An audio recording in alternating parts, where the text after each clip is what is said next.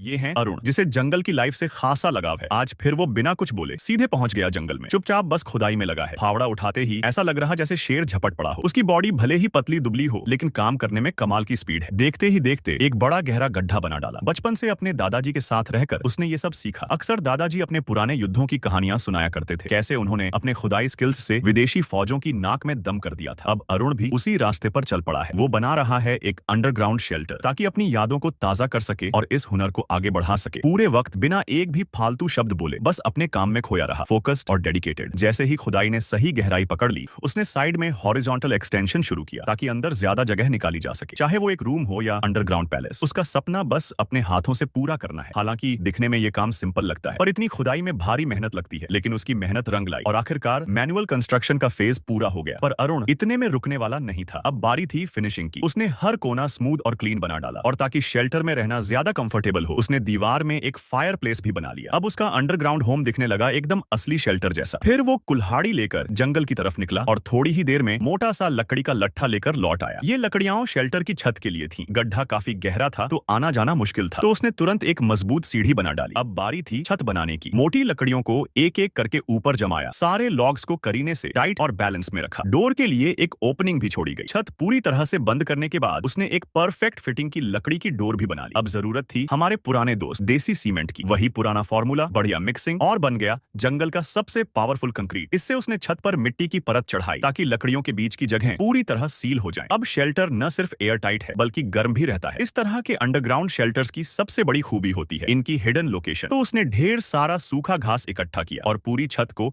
उससे ढक दिया, जिससे इसका बढ़िया तरीके से कैमोफ्लाज हो गया। अब शेल्टर का कंस्ट्रक्शन बेसिकली पूरा हो चुका था और लुक भी काफी इंप्रेसिव लग रहा था। अब बारी थी इंटीरियर की। अरुण ने बहुत सारी लकड़ियां यूज करके एक बड़ी बेड बना ली, जो अंदर के माहौल को और भी कंफर्टेबल बना रही थी। शेल्टर अब पूरी तरह से तैयार था। इसके बाद उसने लकड़ियां काट काट कर अंदर स्टोर कर ली और फायर प्लेस को जला दिया। धीरे धीरे चिमनी से धुआं निकलने लगा, जैसे घर में गर्माहट लौट आई हो। इतनी भारी फिजिकल मेहनत के बाद अब ब्रेक तो बनता है, और अरुण को सबसे ज्यादा पसंद है जंगल का बारबेक्यू। जब तक उसका खाना ग्रिल हो रहा था, वो बाहर निकला और दूर फैले बादलों को निहारने लगा। वो नजारा ही कुछ और था। 20 मिनट बाद उसके हाथ में था फ्रेशली ग्रिल्ड बारबेक्यू, जिसकी खुशबू ही मुंह में पानी ला दे। अरुण ने बड़े प्यार से उस स्वादिष्ट खाने का आनंद लिया, जिसे उसने खुद बनाया था, और यहीं से उसकी सादी मगर शानदार जिंदगी फिर से शुरू